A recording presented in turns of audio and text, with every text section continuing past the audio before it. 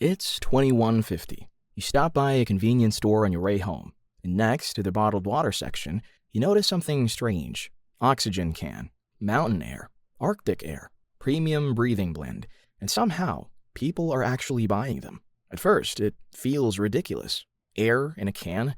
Seriously? But then, you remember something important. A few centuries ago, your ancestors thought bottled water was ridiculous too. Water used to flow freely from rivers and streams, yet now, entire companies exist just to sell cleaner and safer drinking water. And slowly, air was starting to become the same thing. Right now, you breathe without even thinking about it. Air feels free, unlimited, like something that could never run out. But this might not last forever. Fast forward to 2150. You wake up in your apartment and glance at the screen on your wall. A notification pops up. Monthly air statement available. Not your electricity bill, not your internet bill, your air bill. You open it. This month, your apartment used 347,221 liters of processed air. Your home is subscribed to the standard air plan, with 92% air purity and 18 oxygen units produced per minute. At the bottom of the screen is the amount you owe. And honestly, nothing about this feels weird anymore. Everyone pays for air now, because in this future, the air isn't just polluted. In many cities, it's unhealthy to breathe for long periods of time. Spend enough hours outside, and you start feeling it. Headaches, fatigue, irritated lungs, a constant feeling that something isn't quite right. People don't buy oxygen because they can't survive without it. They buy it because it makes them feel better. In school, your history teacher once explained it like this. Air was never truly free. Humans just never got the bill. For billions of years, forests, oceans, algae, and countless living things kept Earth breathable. Long before humans built cities or invented money, nature was already running the biggest life support system in history. Nature was basically the original oxygen company. It just never charged anyone.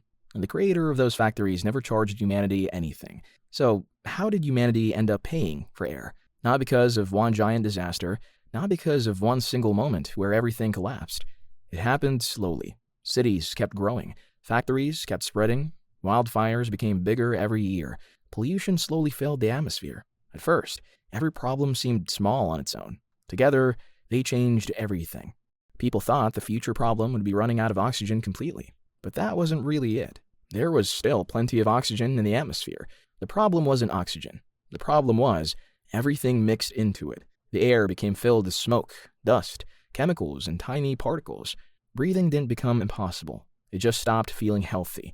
Imagine breathing air that feels like a smoking room all day. In many cities, walking outside felt like your body was slowly losing energy. That's when masks became normal. At first, people only wore them on bad pollution days. Then during rush hour. Then basically every time they stepped outside. You remember it when it started. At first, you only saw masks in the news. Then one day, you started wearing one too. The cheaper masks only filtered dirty air, but expensive masks did something more. Premium models included miniature oxygen concentrators that delivered occasional bursts of oxygen when air quality became especially poor. And that became the real luxury. Not fashion, not status, just the ability to walk outside without feeling dizzy. The difference was huge. Cheap masks helped you survive. Premium masks helped you feel normal. People hated masks at first. Not because they didn't work, but because they did. They were uncomfortable. They covered your face. Talking felt weird. Eating felt annoying. Even running felt different. But eventually, people stopped complaining because they didn't really have a choice anymore. Then humanity changed strategy completely. Instead of trying to clean the entire planet, cities focused on cleaning the places where people actually spent their lives. Homes, offices, schools, hospitals, and shopping centers. Portable air purifiers became common. Then entire buildings started using giant filtration systems. Eventually, indoor spaces became fully controlled environments with managed oxygen, humidity, and air quality. Advertisements promised things like guaranteed clean air, extra oxygen support, dizzy-free living. Luxury apartments treated it like a selling point. Hospitals installed massive atmospheric systems. Offices proudly displayed air quality scores in the lobby. And in richer places, screens didn't just show air purity anymore. They also showed how much oxygen the room was producing every minute. 24 units a minute, 31 units a minute, 48 units a minute. The bigger the number, the more expensive the place usually was. People started checking oxygen levels the same way older generations checked Wi-Fi speed. Within a few decades, buildings became their own mini life support systems. Outside air entered through giant filters where toxins and dust were removed. Oxygen levels were constantly adjusted, and in some buildings, extra oxygen was produced directly on site. For the first time in human history, the air inside building became cleaner than the air outside. Humanity didn't fix the world. It just fixed the rooms people lived in. Of course, people still hoped there would be an easier solution. Why don't we just plant more trees? That sounded simple enough. Trees produce oxygen, right? But scientists explained that forests alone could no longer keep up. Trees helped a lot, but not fast enough to reverse centuries of damage. So, humanity did what it always does when nature can't solve a problem quickly enough. It built machines. Every morning during your commute, you pass giant atmospheric towers rising above the city like metallic trees. They pull in polluted air, clean it through massive filters, restore oxygen levels, and pump the processed air back into nearby buildings and neighborhoods. Most people barely notice them anymore. But without these towers, millions of people couldn't safely live in the city. Humanity spent trillions building machines that copied what nature once did for free. One day, your coworker looks out the office window and points at one of the towers. You know, we basically live on a space station now. You laugh at first. Then you realize he's right. Your apartment has filtered air. The metro has filtered air. Your office has filtered air. The cafe has filtered air. And the expensive places don't just clean the air. They improve it. Every day, you move through a chain of controlled atmospheres: apartment, metro, office, cafe, home. When was the last time you breathed completely natural outdoor air?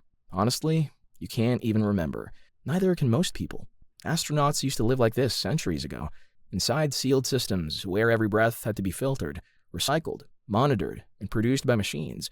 Now entire cities work the same way. Air had become infrastructure, just like electricity or water. It moved through a giant system. Outside air, processing plants, distribution network, homes, and offices. Every building became a tiny life support machine. Some places only had basic filters. Richer places had stronger filters and oxygen producers built into the walls and ventilation systems. And of course, once something becomes infrastructure, somebody has to pay for it. Basic air plans were cheap and heavily regulated, enough to keep you alive and healthy enough to work. But if you wanted fewer headaches, better sleep, more energy, or higher oxygen levels, you had to pay more. So the market kept growing. Premium air, premium plus, elite air. Rich people no longer bought bigger houses. They bought better atmospheres. Over time, society adapted in strange ways. People became obsessed with breathing efficiently. Meditation and breath training stopped being spiritual hobbies and became practical life skills.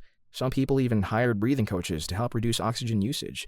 Running became expensive because heavy breathing increased your air consumption. Schools reduced outdoor activities. Cities became quieter because people naturally spoke softer and avoided wasting breath. For the first time in history, breathing efficiently became an actual skill. Then, politics entered the conversation. Some people argued the companies deserved to charge money because they spent trillions building breathable air systems. Others argued that air should never belong to anyone. Air is a human right. That debate quickly spread everywhere. Governments promised air subsidies. Companies raised prices. Protesters filled the streets. And eventually, black markets appeared too. Illegal oxygen cartridges, counterfeit filters, stolen air pipelines between buildings, fake premium masks with broken oxygen concentrators inside.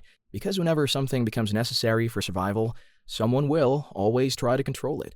Around the world, countries started treating oxygen-producing ecosystems like valuable resources. Forests became strategic assets.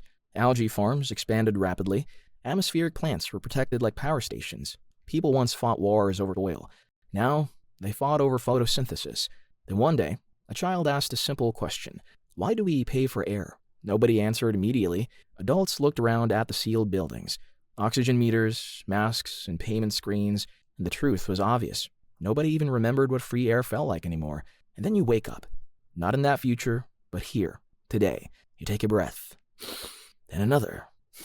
And for the first time, you feel grateful for every breath you take. Then you realize something strange. For all of human history, people treated air like it had no value, simply because it was free. We took it for granted. Meanwhile, forests, oceans, and algae kept producing oxygen for the planet every single day. The world's biggest factories were working nonstop, and we kept destroying them.